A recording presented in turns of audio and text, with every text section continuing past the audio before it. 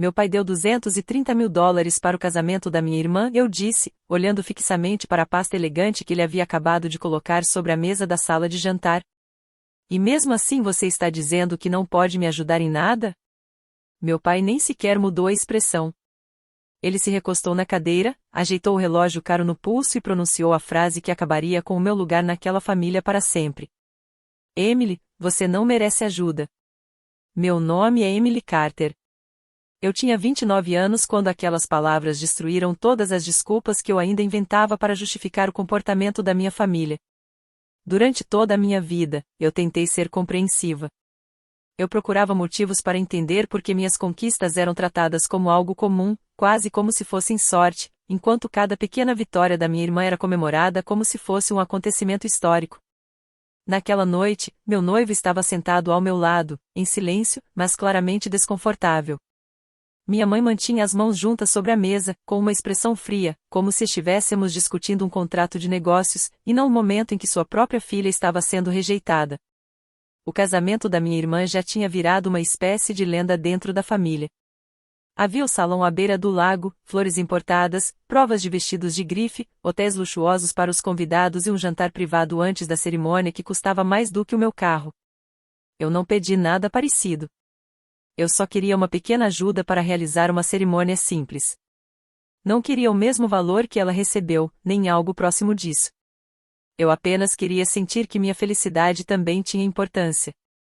Mas meu pai olhou para mim e disse que eu tinha feito as escolhas erradas. Segundo ele, eu tinha escolhido a carreira errada, o caminho errado e até o homem errado para minha vida. E por causa disso, eu não merecia receber nada. Então eu me levantei, saí daquela casa e decidi cortar o contato com eles. Pela primeira vez, parei de tentar conquistar o reconhecimento de pessoas que nunca pareciam dispostas a me enxergar. Eu construí minha própria vida longe deles. 4 anos depois, minha irmã passou em frente à minha casa de US$ 4 milhões e ligou para minha mãe chorando. Como ela conseguiu isso? Pouco tempo depois, meu telefone começou a tocar sem parar. Mensagens, ligações, pedidos de explicação. Minha família queria respostas. Mas antes de contar o que aconteceu quando aquelas ligações começaram e o que eu disse no dia em que eles apareceram no meu portão, quero saber, de onde você está assistindo essa história? Que horas são aí agora? Quero descobrir até onde essa história chegou antes que a verdade fosse revelada para quem precisava ouvi-la. Eu cresci em um bairro rico nos arredores de Chicago, em uma daquelas casas que pareciam perfeitas por fora, mas que escondiam um ambiente frio quando você entrava pela porta. Meu pai, Richard Carter, era um cardiologista conhecido, com uma reputação impecável e uma maneira tranquila de falar que fazia qualquer pessoa confiar nele imediatamente. Minha mãe, Margaret Carter, era professora de economia na Universidade de Chicago e enxergava praticamente todas as decisões da vida como uma equação de status, retorno financeiro e posição social. Para ela, cada escolha precisava provar algum valor. E, dentro daquela lógica, eu sempre parecia ser um investimento que não deu certo. Minha irmã mais velha, Lauren, parecia ter sido feita sob medida para o mundo dos meus pais. Ela tinha os cabelos loiros da nossa mãe, a confiança do nosso pai e uma habilidade natural de se transformar exatamente naquilo que as pessoas influentes esperavam dela. Eu era diferente. Tinha cabelos escuros, uma personalidade mais reservada e um hábito que, para eles, parecia imperdoável. Eu sempre questionava as coisas. O favoritismo nunca foi escondido. Eles apenas encontravam maneiras de justificar tudo como se fosse apenas uma questão de praticidade. Quando Lauren completou 16 anos, meus pais deram a ela uma BMW branca novinha, com um grande laço prateado em cima do capô. Meu pai publicou uma foto nas redes sociais com a legenda: "Orgulho da filha que nunca para de superar expectativas." Quando chegou a minha vez de fazer 16 anos, recebi um cartão com $75 dentro e o conselho de procurar um emprego no mercado perto da escola se eu quisesse ter meu próprio transporte. Quando Lauren terminou o ensino médio, eles pagaram uma viagem de 3 semanas pela Europa para ela e 3 amigas. Quando eu me formei com excelentes notas, minha mãe disse que uma festa seria desnecessária, porque eu nunca tinha gostado de chamar atenção mesmo. A verdade era que eu tinha aprendido a não esperar nada. A parte mais dolorosa nem era o dinheiro. Era a forma silenciosa como eles apagavam minha existência dentro da própria história da família. Todos os anos, no Natal, minha mãe fazia álbuns de fotos para entregar aos parentes. As páginas da Lauren estavam cheias de cerimônias de premiação, viagens, apresentações de dança e retratos onde ela sempre aparecia sorrindo. As minhas geralmente eram fotos em grupo, onde eu aparecia parcialmente escondida atrás de alguém. Em um ano, encontrei uma legenda embaixo de uma foto de família que mencionava a todos pelo nome, menos eu. Estava escrito: os carteiros no dia de ação de graças. Eu estava naquela foto. Bem ali, segurando uma colher de servir, como se fosse invisível dentro da minha própria casa. Você já teve a sensação de ser apenas uma visita na família que deveria ser o seu lugar seguro? Quando cheguei à faculdade, o padrão ficou impossível de ignorar. Lauren estudou na Northwestern com tudo pago pelos meus pais. Ela tinha apartamento fora do campus, plano de refeições, dinheiro para o carro e até apoio financeiro para aceitar estágios não remunerados que deixariam o currículo dela mais impressionante. Eu queria estudar tecnologia de marketing e estratégia de produtos, mas meus pais diziam que era uma área instável e sem futuro. Eles insistiram para que eu fizesse direito, não porque acreditavam que era meu sonho, mas porque ficava mais elegante dizer isso em jantares e reuniões sociais. Quando eu recusei, meu pai apenas disse que pegar empréstimos me ensinaria responsabilidade. Então eu trabalhei à noite em uma livraria, aos fins de semana em uma cafeteria e durante as férias fazia campanhas de redes sociais para pequenas empresas que quase não tinham orçamento. Eu estava cansada quase todos os dias, mas também sentia orgulho de mim mesma. Cada dólar que eu ganhava era uma prova de que eu podia construir algo sem depender da aprovação deles. Foi durante meu último ano da faculdade que conheci Mike, em um evento de networking de uma startup. Nós dois estávamos perto da mesa do café gratuito, porque nenhum de nós tinha dinheiro para pagar pelas opções mais caras do evento. Ele estudava engenharia de software e pagava a própria faculdade. Tinha uma calma que só pessoas acostumadas a enfrentar dificuldades costumam desenvolver. Os pais dele eram divorciados, e ele passou boa parte da infância mudando de apartamento em apartamento. Desde cedo, aprendeu que amor sem estabilidade ainda pode deixar marcas profundas. Talvez por isso tenhamos nos entendido tão rápido. Nós não ficávamos impressionados com demonstrações de riqueza ou aparências perfeitas. O que importava para nós era a consistência, a honestidade e saber se alguém continuaria ao seu lado quando a vida ficasse complicada. Depois da formatura, Mike e eu nos mudamos para um pequeno apartamento. O aquecimento quase nunca funcionava direito, e a única vista da nossa janela era uma parede de tijolos do prédio vizinho. Mas, pela primeira vez, eu estava construindo uma vida que realmente parecia minha. Eu trabalhava em uma agência de marketing digital, enquanto Mike conseguiu uma vaga como desenvolvedor júnior. Nós aprendemos a controlar cada gasto, organizávamos as compras do mercado, pagávamos nossas dívidas aos poucos e criávamos pequenos momentos que faziam nossa vida parecer muito mais rica do que nosso saldo bancário mostrava. As noites de sexta-feira eram para massa feita em casa e filmes antigos. Aos domingos de manhã, caminhávamos durante horas pela região do Lago Michigan. Nós não tínhamos luxo, mas tínhamos tranquilidade. E, para mim, aquela paz valia mais do que qualquer coisa cara. Quando Mike me pediu em casamento, não foi em um resort 5 estrelas nem diante de um fotógrafo profissional. Aconteceu em uma manhã fria de outubro, na beira do lago, enquanto o vento bagunçava meu cabelo e nós dois ríamos tanto que seria impossível transformar aquele momento em uma cena perfeita de filme. O anel tinha pertencido à avó dele. Era um pequeno diamante em uma aliança simples de ouro. Eu chorei quando o vi, não apenas porque era bonito, mas porque representava algo verdadeiro. Era simples, mas tinha história. Era exatamente como nós. Planejamos um casamento pequeno. 40 convidados, um restaurante do bairro, flores discretas e uma cerimônia onde nossos votos seriam mais importantes do que qualquer aparência. Nosso orçamento era de $12.000, dinheiro que conseguimos juntar aos poucos durante 2 anos. Então Lauren ficou noiva de Derek, um associado de uma empresa de investimentos privados, vindo de uma família que meus pais consideravam adequada para o nosso círculo social. Em menos de 24 horas, meus pais organizaram um jantar de comemoração para ela. 2 dias depois, minha mãe criou uma planilha compartilhada com o título, Visão do casamento de Lauren e Derek. E, uma semana depois, meu pai anunciou com um orgulho quase teatral que ele e minha mãe dariam $230.000 para proporcionar a Lauren o casamento que ela merecia. Aquela frase ficou presa na minha cabeça. O casamento que ela merecia. Naquele momento, eu ainda não sabia que, poucas semanas depois, as mesmas palavras seriam usadas para deixar claro qual era o meu lugar naquela família. Eu não pedi $230.000 aos meus pais.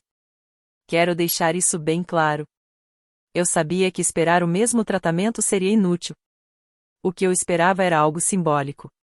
Algo que dissesse: Emily, nós também vemos você. Sua felicidade também importa. Mike tentou me alertar com cuidado para que eu não criasse expectativas demais. Mas ele entendia por que eu precisava fazer aquele pedido. Em algum lugar dentro de mim, ainda existia a esperança de que, se eu conversasse com meus pais de maneira calma, madura e respeitosa, eles finalmente reagiriam como pais, não como pessoas avaliando uma decisão de negócios. Minha mãe nos convidou para jantar em um domingo à noite. A diferença entre o jantar de noivado da Lauren e o nosso era tão evidente que parecia até planejada.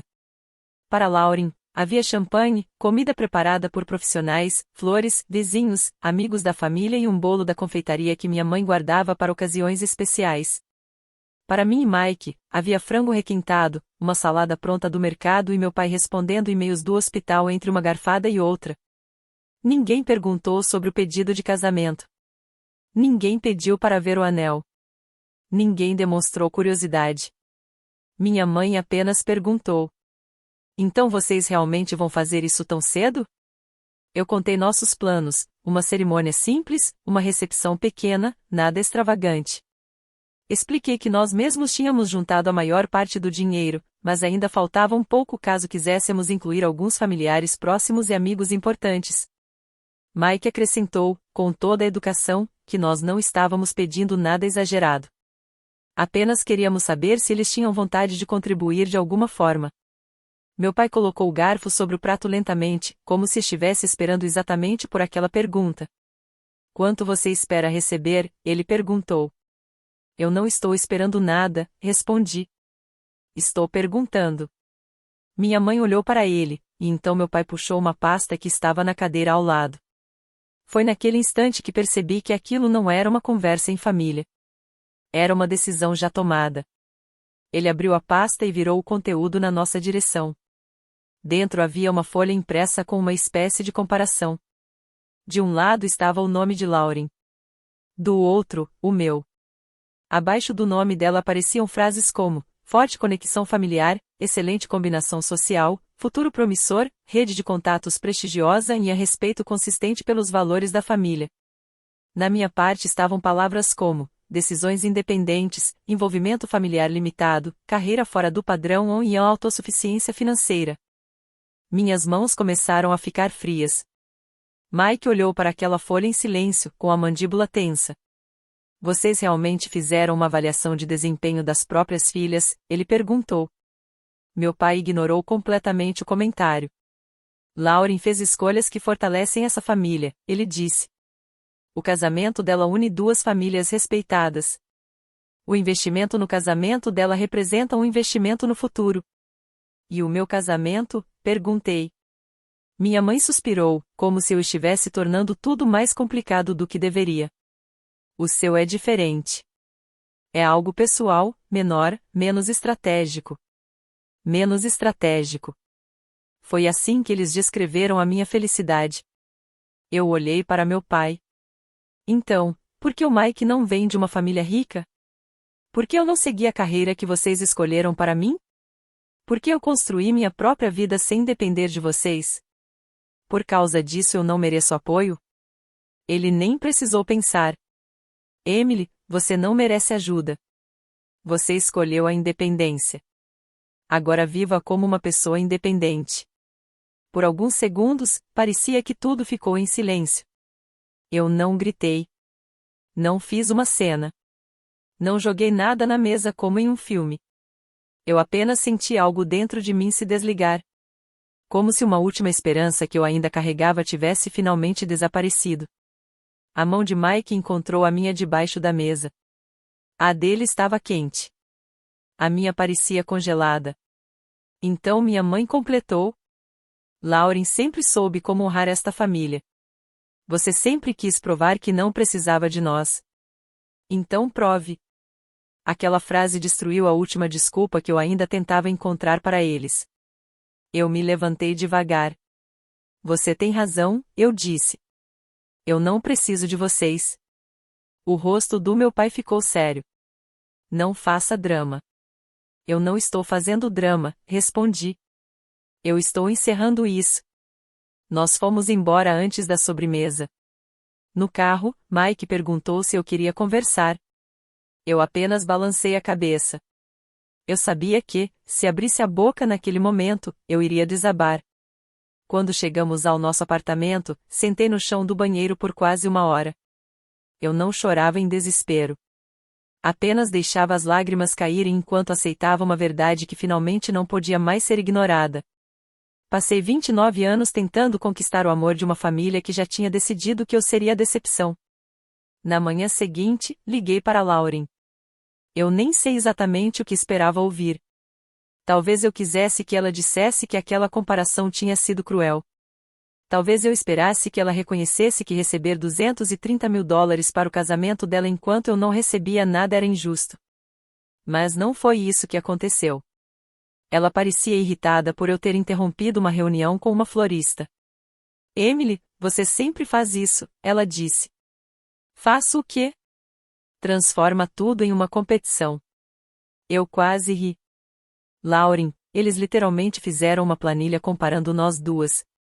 Você precisa entender o lado deles, ela respondeu. Eles sentem que você rejeita a família e depois quer aproveitar os benefícios de fazer parte dela. Eu respirei fundo. Eu só queria que meus pais demonstrassem que se importam comigo no meu casamento. Mas eles se importam, ela disse. Eles vão estar lá, não vão? Foi naquele momento que eu percebi algo. Lauren não era alguém que não enxergava o favoritismo. Ela era alguém protegida por ele. E pessoas que se beneficiam de um sistema injusto raramente têm vontade de questioná-lo. 2 semanas depois, uma nova mensagem apareceu no grupo da família. Minha mãe publicou uma foto de Lauren dentro do salão em Aspen, com enormes janelas de vidro do chão ao teto e montanhas cobertas de neve aparecendo ao fundo. A legenda dizia: local confirmado. O custo estimado agora está em torno de $230.000, mas nossa princesa merece um momento mágico. Logo depois, ela me marcou na publicação e escreveu: Emily, esperamos que todos os familiares próximos contribuam com a apresentação do presente e do jantar de boas-vindas. Valor sugerido, $1.500. Eu fiquei olhando para aquela mensagem por tanto tempo que a tela do celular chegou a apagar. Eles não tinham querido ajudar com o meu casamento simples, mas esperavam que eu colocasse dinheiro na celebração luxuosa da Lauren. Mike leu a mensagem por cima do meu ombro e falou baixinho: Você não precisa fazer isso. Mas eu fui ao casamento. Não porque eles mereciam a minha presença, mas porque eu precisava descobrir, de uma vez por todas, se ainda existia alguma coisa naquela família que pudesse ser recuperada. A resposta foi não. No casamento em Aspen, eu e Mike fomos colocados em uma mesa perto da entrada dos funcionários, junto com alguns parentes distantes e até 2 pessoas que pareciam ser fornecedores que receberam uma refeição de convidado. Até o meu cartão de lugar tinha meu nome escrito errado. Durante o discurso do meu pai, ele levantou a taça e chamou Lauren de a filha que fez todos os sacrifícios valerem a pena. Minha mãe começou a chorar enquanto dizia: Alguns filhos acabam se perdendo pelo caminho, mas Lauren sempre soube onde era o lugar dela. Algumas pessoas olharam na minha direção. Lauren percebeu. Ela apenas sorriu enquanto segurava sua taça de champanhe. A última humilhação aconteceu perto do fim da noite. Minha mãe se aproximou da nossa mesa e falou em voz baixa: Tente não parecer tão fria, Emily. As pessoas percebem quando alguém está ressentido. Eu me levantei, saí para o ar gelado das montanhas e peguei meu celular. Uma coisa de cada vez, comecei a cortar os últimos laços que ainda me prendiam àquela família. Apaguei o aplicativo do álbum de fotos familiar que minha mãe usava há anos, saí do grupo da família, bloqueei meus pais, bloqueei Lauren e removi todas as conexões nas redes sociais que continuavam abrindo aquela ferida. Então tirei do bolso um cartão antigo de aniversário. Eu guardava aquele cartão desde os meus 18 anos porque ele tinha uma das últimas mensagens escritas à mão pelo meu pai que eu ainda associava a carinho. Olhei para ele por alguns segundos e rasguei em 4 pedaços. Eu não fiz uma cena jogando os pedaços na neve. Apenas coloquei tudo em uma lixeira ao lado da entrada do salão e voltei até Mike. Estou pronta para ir embora, eu disse. Ele se levantou imediatamente. Naquela noite, nós acabamos ficando em um hotel simples perto do aeroporto, porque todos os quartos melhores próximos ao evento já estavam ocupados. Mas foi naquele momento que tomei a decisão que mudou minha vida. Eu parei de tentar ser escolhida por pessoas que só sabiam me comparar. Os primeiros meses depois de cortar contato não foram uma vitória perfeita como muitos imaginam. Essa é uma parte que muita gente não entende. Criar limites pode ser necessário e, ainda assim, causar dor. Eu vivi momentos de tristeza inesperados. Às vezes, uma simples decoração de dia de ação de graças em uma loja era suficiente para acabar com o meu dia.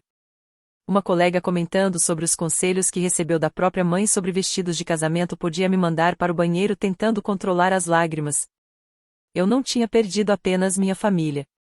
Eu tinha perdido a fantasia de que um dia eles acordariam, enxergariam quem eu realmente era e pediriam desculpas. Mike nunca tentou apressar minha recuperação. Ele nunca disse, esqueça eles. Ele sabia que esquecer não era algo simples. Em vez disso, ele me disse: vamos construir algo que eles só poderão fazer parte se você decidir abrir a porta. No começo, pensei que ele estava falando apenas sobre sentimentos. Depois percebi que ele estava falando sobre toda a nossa vida. Comecei terapia com uma mulher chamada Dra. Harris, especialista em dinâmica familiar e negligência emocional. Em uma das sessões, contei sobre a planilha de comparação, sobre o lugar que deram para nós no casamento em Aspen, sobre a mensagem no grupo da família e sobre a maneira como meu pai disse que eu não merecia ajuda. A Dra. Harris ouviu tudo sem me interromper. Então ela disse: seus pais não apenas favoreceram sua irmã. Eles criaram um sistema de valores onde obedecer era recompensado e ser autêntica era tratado como um problema. Aquela frase mudou alguma coisa dentro de mim. Durante anos, eu fiquei tentando descobrir o que havia de errado comigo. Por que eu nunca parecia ser suficiente? Por que eu sempre parecia estar um passo atrás da minha irmã? Mas e se o verdadeiro problema nunca tivesse sido eu? E se eu apenas tivesse me recusado a ser mais uma peça decorativa na vida perfeita que eles tentavam mostrar para o mundo? A terapia não me transformou em uma pessoa forte de um dia para o outro. Ela me ensinou a ser sincera comigo mesma. Eu admiti que ainda esperava uma ligação da minha mãe. Admiti que, às vezes, imaginava meu pai aparecendo no meu escritório, arrependido de verdade, reconhecendo que tinha cometido um erro enorme. Também admiti que sentia raiva da Lauren. Não apenas porque ela recebeu um tratamento injusto, mas porque ela aceitava aquilo e ainda fingia que era apenas resultado de mérito. Cada verdade que eu colocava para fora parecia diminuir um pouco o peso que eu carregava. Mike também tinha suas próprias feridas. O pai dele havia se afastado emocionalmente muito antes do divórcio, e sua mãe estava tão sobrecarregada tentando manter tudo funcionando que não conseguiu protegê-lo de toda a instabilidade que existia ao redor. Ele sabia o que era crescer acreditando que o amor podia desaparecer a qualquer momento. Certa noite, nós estávamos sentados no chão do apartamento, cercados por contas atrasadas e embalagens de comida para a viagem, quando ele olhou para mim e disse: eu acho que nós dois passamos a infância aprendendo a sobreviver às limitações de outras pessoas. Talvez agora seja a nossa vez de aprender a construir algo sem depender delas. Aquelas palavras se tornaram a base de tudo que veio depois. Foi assim que nasceu a Streamforge. No começo, a ideia era pequena. Mike vinha desenvolvendo ferramentas de automação para pequenos negócios, e eu percebia, através da minha experiência em marketing, que muitos empreendedores independentes estavam completamente perdidos com sistemas que não conversavam entre si. Eles tinham sites que não se conectavam aos sistemas de agendamento, listas de clientes presas em planilhas intermináveis e campanhas de publicidade que não conseguiam medir os resultados. Grandes empresas podiam pagar por softwares personalizados e equipes especializadas. Mas os pequenos empresários ficavam tentando adivinhar o próximo passo. Nós queríamos criar uma plataforma que ajudasse pessoas que construíram seus próprios negócios a competir sem precisar de um orçamento enorme ou de uma rede familiar poderosa por trás delas. Todas as noites, depois do trabalho, Mike programava sentado na mesa da cozinha enquanto eu trabalhava na identidade da marca, preparava apresentações para investidores, estudava o caminho dos clientes e entrava em contato com empresas locais. Escolhemos o nome Streamforge porque gostávamos da ideia de transformar esforços espalhados em algo organizado, forte e com direção. Nosso primeiro escritório foi o nosso apartamento. Nossa primeira sala de reunião era o canto perto do aquecedor antigo que fazia barulho durante o inverno. Nosso primeiro investidor? Não havia nenhum. Éramos apenas nós dois, uma ideia e a vontade de provar que uma vida construída do zero também podia ser uma vida extraordinária. Nós usamos nossas economias, cartões de crédito e o dinheiro dos trabalhos extras que fazíamos. Isso significava que cada erro tinha um peso enorme. Houve noites em que eu pensei em desistir. Um cliente de teste cancelou depois de apenas 3 semanas dizendo que a nossa plataforma era difícil de entender. Outro demorou 2 meses para pagar uma fatura. Mike e eu discutíamos sobre preços, sobre quais recursos deveríamos criar primeiro e até sobre uma pergunta que sempre aparecia: estávamos sendo corajosos ou simplesmente irresponsáveis? Mas mesmo nos dias mais difíceis, aquela luta parecia diferente. Eu não estava mais tentando conquistar a aprovação da minha família. Aquela dor tinha propósito. Era o preço de construir um futuro que eu realmente tinha escolhido. 1 ano depois do lançamento, a Streamforge conseguiu seu primeiro grande contrato com uma rede regional de academias. O dono chegou até nós por indicação de um conhecido e nos deu uma oportunidade de provar que poderíamos diminuir cancelamentos de reservas e melhorar a retenção dos clientes. Mike passou 11 noites seguidas ajustando o sistema até quase 2 da manhã. Eu reconstruí toda a experiência de entrada dos novos usuários e reformulei a estratégia de anúncios. 30 dias depois, os resultados apareceram. A renovação dos planos dos clientes aumentou o suficiente para que eles assinassem um contrato anual completo. E então começaram as indicações. Primeiro vieram 3 empresas. Depois outras. O crescimento aconteceu devagar, até que, de repente, parecia acontecer de uma vez. Contratamos 2 freelancers. Depois 3 funcionários em tempo integral. Mais tarde, uma líder de sucesso do cliente entrou para a equipe e nos disse algo que precisávamos ouvir. Nossos processos são impressionantes, mas não são sustentáveis. Ela estava certa. Nós aprendemos, mudamos e evoluímos. Paramos de tratar o esgotamento como se fosse uma prova de dedicação e começamos a criar uma empresa onde as pessoas pudessem trabalhar bem sem destruir a própria vida. Enquanto tudo isso acontecia, minha família continuava em silêncio. Minha mãe enviou apenas um cartão de aniversário com a assinatura dela. Meu pai não mandou nada.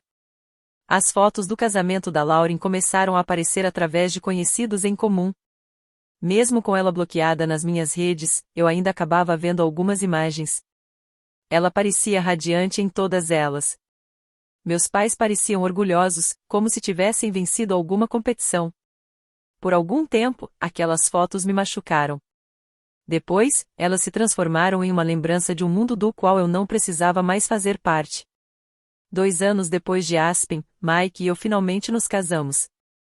Fizemos uma cerimônia pequena na sala reservada do nosso restaurante favorito, com 32 pessoas que realmente estiveram ao nosso lado durante a fase em que estávamos reconstruindo nossas vidas.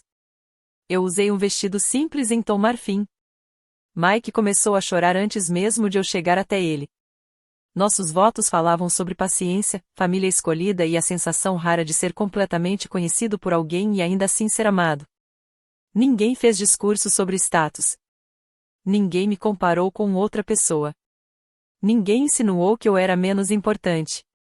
Durante a recepção, minha melhor amiga levantou a taça e disse: para Emily e Mike, que construíram um lar um no outro antes mesmo de comprarem um. Aquela frase ficou comigo porque era verdade. Naquele momento, nós não tínhamos uma mansão. Não tínhamos milhões. Mas tínhamos algo muito mais raro. Tínhamos uma relação que ninguém podia comprar, avaliar ou usar como uma apresentação para impressionar outras pessoas. Na primavera seguinte, a Streamforge ultrapassou seu primeiro $1 milhão em receita anual. Já tínhamos 12 funcionários, uma lista crescente de clientes esperando para entrar e um produto começando a chamar atenção no mundo das startups. Um jornal de negócios de Chicago publicou uma matéria sobre nós com o título: A plataforma que ajuda pequenos negócios a competir de igual para igual. Minha mãe provavelmente viu a reportagem, porque 2 dias depois um perfil vazio no LinkedIn visualizou meu perfil. Nenhuma mensagem veio depois. Antes, eu achava que o silêncio significava que eu estava sendo rejeitada. Naquela época, eu já entendia que o silêncio também podia ser uma forma de proteção. O 3º ano depois de cortar contato mudou completamente o rumo da nossa empresa. A Streamforge lançou uma nova ferramenta de análise que permitia aos pequenos negócios descobrir exatamente quais campanhas de marketing realmente geravam receita. Era uma solução simples, prática e extremamente necessária. Primeiro, uma rede regional de lojas adotou a ferramenta. Depois veio uma empresa do setor de hospitalidade. Em seguida, uma rede de clínicas de saúde. De repente, os investidores que haviam ignorado nossa ideia no começo começaram a pedir reuniões. Mas Mike e eu fomos cuidadosos. Nós não tínhamos criado a Streamforge apenas para vendê-la a pessoas que enxergavam clientes como números. Aceitamos investimento estratégico somente depois de garantir que continuaríamos no controle da direção da empresa. Pouco tempo depois, mudamos para um escritório de verdade próximo ao Fulton Market, montamos uma equipe de liderança e começamos a expandir para outros estados. Eu me tornei CEO não porque queria um título ou uma posição de destaque. Eu me tornei CEO porque finalmente parei de ter medo de ser vista. Cada reunião do conselho parecia uma resposta silenciosa àquela planilha de comparação que meu pai havia colocado diante de mim anos antes na mesa de jantar. As características que meus pais costumavam criticar, minha independência, minha insistência em seguir meu próprio caminho e minha dificuldade em simplesmente obedecer, acabaram sendo exatamente as qualidades que construíram o nosso sucesso. Foi nessa época que começaram a chegar até mim notícias sobre a queda da minha família através de conhecidos em comum. Meu pai foi envolvido em um processo sério de negligência médica. No começo, ele tentou tratar aquilo como apenas inveja profissional, mas o hospital abriu uma investigação interna. Pouco tempo depois, surgiu outra reclamação. As despesas com advogados começaram a aumentar, e a reputação que ele levou décadas para construir começou a sofrer rachaduras. A vida social da minha mãe também mudou. Os convites ficaram menos frequentes. Os eventos beneficentes que antes pareciam abrir todas as portas começaram a desaparecer. As mesmas pessoas que antes elogiavam a família Carter começaram a comentar sobre processos, dívidas e a preocupação exagerada com aparências. A vida da Lauren também começou a desmoronar. A fortuna da família de Derek, que parecia tão sólida, revelou-se sustentada por empréstimos, valores superestimados e uma confiança que desapareceu assim que os bancos começaram a fazer perguntas. O casamento luxuoso em Aspen, que meus pais tinham tratado como o evento do século, virou motivo de comentários entre aqueles que sabiam quantas contas pendentes vieram depois. Lauren e Derek começaram a enfrentar problemas constantes, e a imagem da vida perfeita que meus pais tinham investido tanto para construir começou a desaparecer. Mas eu não comemorei o sofrimento deles. A dor deles não apagava o que tinham feito comigo. Apenas mostrou que os valores que eles tanto defendiam nunca foram fortes o suficiente para sustentar uma vida verdadeira. Naquela época, Mike e eu começamos a procurar uma casa. Nós queríamos privacidade, conforto e espaço para a família que escolhemos construir ao nosso redor, pessoas que realmente estiveram presentes quando tudo era difícil. Depois de meses procurando, encontramos uma casa moderna perto do Lago Michigan. O valor era de $4 milhões. Ela tinha grandes paredes de vidro, um escritório tranquilo com vista para a água, uma biblioteca, uma cozinha moderna e aconchegante e um quintal cercado por árvores. Na primeira vez que entrei naquele lugar, eu não pensei se meus pais ficariam impressionados. Eu só pensei: eu consigo respirar aqui. Nós compramos aquela casa sem ajuda, sem dinheiro da família e sem precisar da aprovação de ninguém. No dia da assinatura final, Mike me entregou as chaves e disse: "Bem-vinda ao lar, Amy." Eu chorei na sala vazia porque aquela casa não era apenas uma construção. Ela era prova de que eu tinha sobrevivido a todas as portas que eles fecharam na minha frente. Então, 4 anos depois de eu sair daquela sala de jantar dos meus pais, Lauren passou em frente à minha casa. Uma amiga me mandou uma mensagem dizendo que tinha visto minha irmã parada perto do portão, olhando para a propriedade e tirando uma foto. 2 horas depois, meu telefone começou a tocar de um número bloqueado. Eu ignorei. Depois ligaram novamente. E de novo. Até o meio-dia, eu tinha mais de 20 chamadas perdidas. Finalmente, minha mãe deixou uma mensagem de voz. Emily, querida, é sua mãe. A Lauren acabou de ver sua casa. Ela está chorando. Ela não entende como você conseguiu isso enquanto tudo aqui está desmoronando. Precisamos conversar ainda hoje. Meu celular não parava. Minha mãe. Meu pai. Lauren. Parentes distantes. Antigos amigos da família. Todas as pessoas que passaram 4 anos sem procurar por mim de repente lembraram que meu número ainda existia. Mike colocou meu celular virado para baixo sobre a bancada da cozinha. Você não deve acesso a eles, ele disse.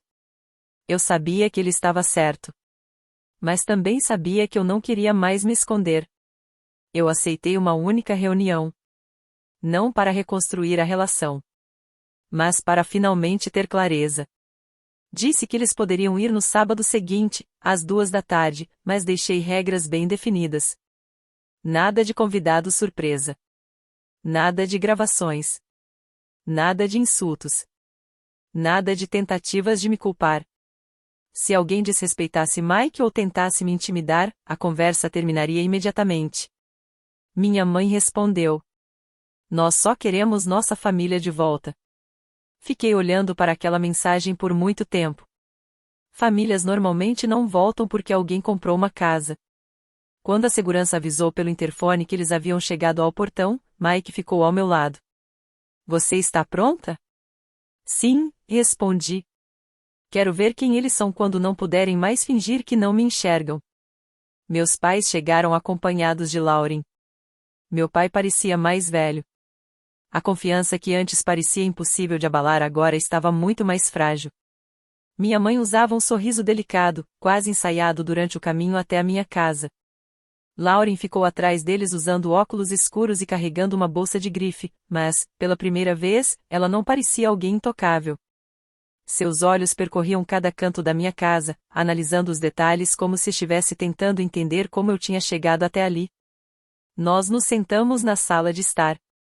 Eu fiz questão de não repetir a mesma dinâmica daquela noite na sala de jantar dos meus pais, onde eles tinham me colocado em julgamento. Minha mãe foi a primeira a falar, com uma voz suave. Essa casa é realmente impressionante. Obrigada, respondi. Meu pai olhou ao redor e completou. Nós não fazíamos ideia de que você estava indo tão bem. Mike respondeu com calma. Parece que essa sempre foi a surpresa de vocês. Os olhos de Lauren se voltaram imediatamente para ele. Ele vai ficar dando opinião o tempo todo? Eu olhei para ela. Ele é meu marido. Nesta casa, ele tem mais direito de falar do que qualquer um de vocês. O silêncio tomou conta da sala. Minha mãe juntou as mãos no colo. Emily, nós sabemos que houve muita dor entre nós. Não, eu interrompi. Digam exatamente qual dor. Meu pai respirou fundo. Talvez tenhamos lidado mal com a situação do seu casamento. Vocês fizeram uma planilha me comparando com a Lauren, respondi. E depois disseram que eu não merecia ajuda. Lauren desviou o olhar, desconfortável. Isso foi anos atrás. E mesmo assim a minha casa parece ser importante o suficiente para vocês aparecerem aqui agora. Foi naquele momento que meu pai parou de fingir. A nossa família está passando por uma crise, ele disse. Minha licença médica está sendo investigada. O acordo judicial praticamente acabou com nossas reservas. Sua mãe e eu tivemos que vender a casa. Lauren está se divorciando do Derek, e ele está tentando prejudicá-la financeiramente. Lauren abaixou a cabeça. Ele está tentando limitar meu acesso a Ava. Ava era minha sobrinha. Uma criança que eu nunca tinha conhecido. Por alguns segundos, senti tristeza. Ela não tinha culpa de nada. Era apenas mais uma criança presa às consequências das decisões dos adultos ao redor dela. Minha mãe se inclinou para frente rapidamente. É por isso que a família é importante. Nós precisamos de apoio. Mike perguntou. Que tipo de apoio? Meu pai olhou diretamente para mim. Um empréstimo temporário. 500 mil dólares. Para despesas legais, reconstrução profissional e o processo de guarda da Lauren. Eu soltei uma pequena risada, sem acreditar. Vocês deram 230 mil dólares para Lauren porque ela merecia. Para mim, não deram nada porque eu não merecia. E agora querem 500 mil de mim porque as escolhas de vocês deram errado? A expressão de Lauren mudou. Você pode pagar. E naquele momento eu entendi. Não havia pedido de desculpas. Não havia arrependimento. Apenas a sensação de que eles tinham direito ao que eu construí. Então minha mãe mudou o tom de voz. Se você se recusar, as pessoas podem descobrir que você abandonou seus pais enquanto vive cercada de luxo. Isso pode prejudicar sua imagem. Eu estendi a mão ao lado da cadeira e coloquei uma pasta sobre a mesa de centro. Dentro dela estavam capturas de mensagens, documentos legais e registros preparados pelo meu advogado caso eles tentassem prejudicar minha reputação ou a da Stringford publicamente. Antes de tentarem me ameaçar, eu disse, entendam uma coisa, eu estou protegida. Meu pai encarou a pasta. Você investigou a nossa vida? Não, respondi. Eu apenas me protegi. Lauren sussurrou. Você ficou cruel. Olhei para ela. Não. Eu apenas deixei de estar disponível para ser machucada. Minha mãe se levantou, visivelmente abalada. Depois de tudo que nós sacrificamos por você? Eu olhei para meu pai e respondi. Não. Vocês sacrificaram por Lauren. Vocês investiram nela. Vocês protegeram ela. E quando esse investimento deu errado, vocês vieram até mim como se eu fosse uma conta bancária de emergência. Meu pai elevou a voz. Nós somos seus pais. Vocês foram meus pais quando eu tinha 16 anos e precisava de apoio. Foram meus pais quando eu trabalhava enquanto fazia faculdade. Foram meus pais quando eu fiquei noiva. Foram meus pais quando eu sentei naquela mesa pedindo apenas um sinal de que a minha felicidade também importava. Eu fiz uma pausa. E naquele momento vocês escolheram. Agora vocês não podem simplesmente redescobrir que são minha família porque eu me tornei útil. Lauren começou a chorar. Então você não vai fazer nada? Nem pela Ava? Respirei fundo antes de responder. Se a Ava algum dia precisar de atendimento médico de emergência comprovado, eu posso pagar diretamente. Não através de vocês. Não entregando dinheiro diretamente ao hospital ou ao profissional responsável. Olhei para todos eles. Mas eu não vou financiar a recuperação da reputação do meu pai, o estilo de vida da minha mãe, o divórcio da Lauren ou os problemas do Derek. Minha mãe pareceu ofendida. Você acha que não podemos ser confiáveis? Eu acho que o dinheiro já mostrou exatamente o que cada pessoa nesta sala valoriza. Mike se levantou ao meu lado. A reunião acabou. Quando eles estavam saindo, Lauren parou na porta e olhou para trás. Você alguma vez me amou? A pergunta doeu porque a resposta era verdadeira. Sim, eu amei. Eu amei, respondi. Mas amar você não significa permitir que você me use. Depois que eles foram embora, as ligações começaram novamente. Minha mãe chorava. Meu pai fazia ameaças. Lauren enviava mensagem atrás de mensagem falando sobre a Ava. Parentes que eu mal conhecia começaram a me chamar de cruel e egoísta. Meu telefone não parava de tocar até que Mike finalmente desligou o aparelho e guardou em uma gaveta. Naquela noite, quase não dormi. Mas, pela primeira vez em muito tempo, eu não duvidei da minha decisão. Cada mensagem que eles enviavam apenas confirmava uma coisa. Eles ainda não queriam a mim. Eles queriam acesso ao que eu tinha construído. Na manhã seguinte, enviei um último e-mail para meus pais e Lauren. Expliquei que eu não ofereceria ajuda financeira. Deixei claro que qualquer tentativa de perseguição, difamação ou pressão através de terceiros seria tratada pelos meus advogados.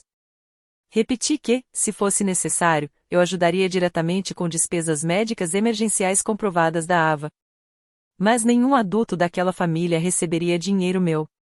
Então escrevi a frase que eu precisava ter dito anos antes. Vocês me ensinaram que apoio precisa ser merecido. Agora eu aprendi que o acesso à minha vida também precisa ser merecido. Depois de enviar a mensagem, bloqueei todos novamente. Mas dessa vez não foi por sofrimento. Foi por paz. No ano seguinte, as consequências das escolhas deles ficaram impossíveis de esconder. A investigação médica do meu pai terminou da pior maneira possível.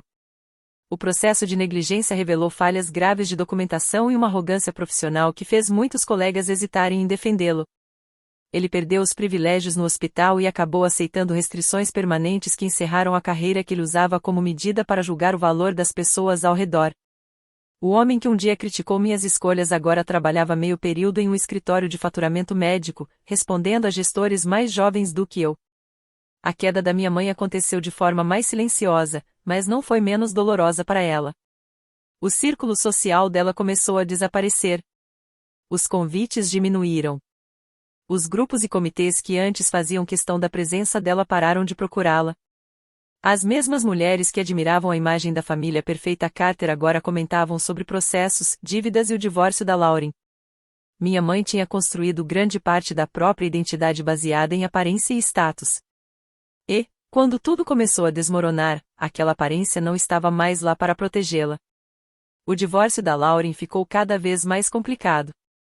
Os advogados de Derek apresentaram faturas de cartão de crédito, pagamentos atrasados de fornecedores do casamento e registros financeiros que mostravam decisões impulsivas.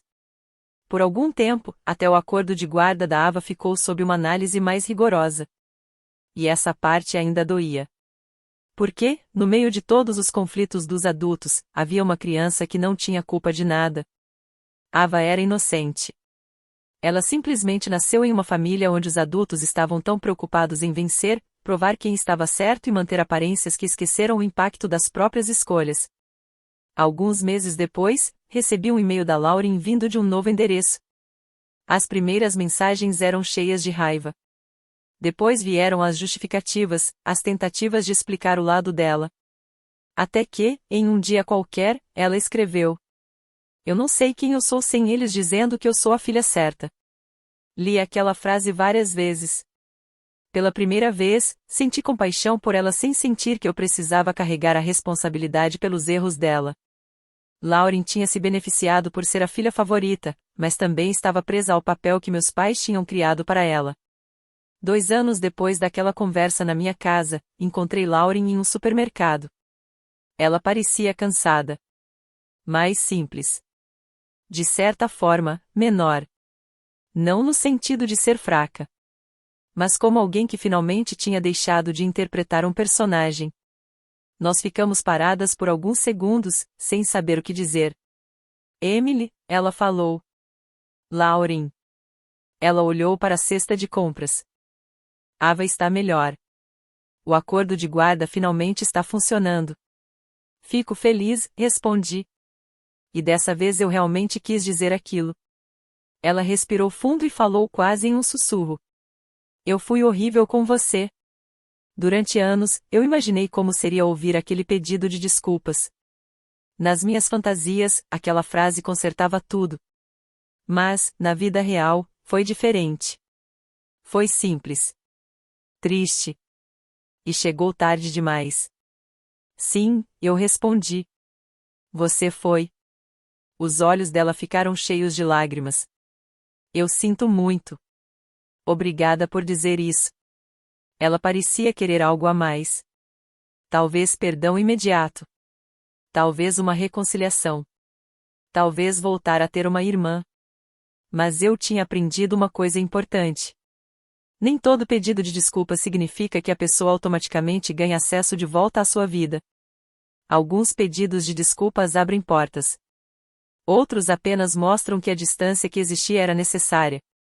"Espero que você continue melhorando", eu disse. Depois paguei minhas compras e fui embora.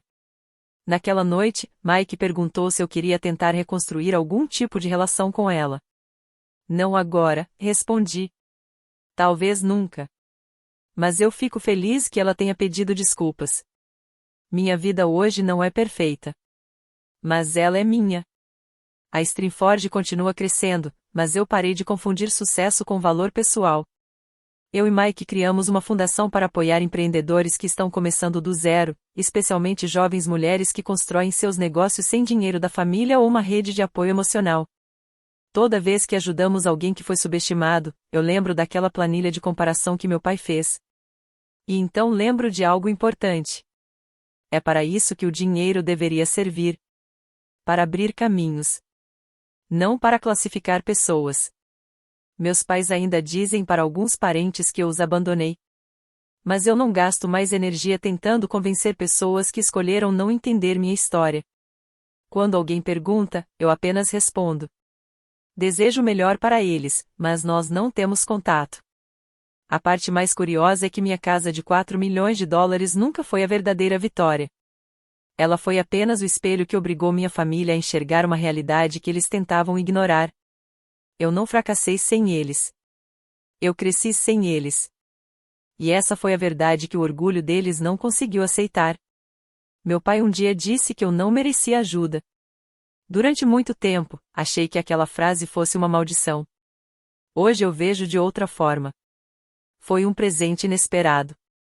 Aquela frase me obrigou a parar de esperar diante de uma porta que nunca seria aberta e começar a construir a minha própria casa. Se a sua família só aparece quando sua vida se torna impressionante, talvez seja importante perguntar: eles sentem falta de você? Ou sentem falta dos benefícios de ter você por perto?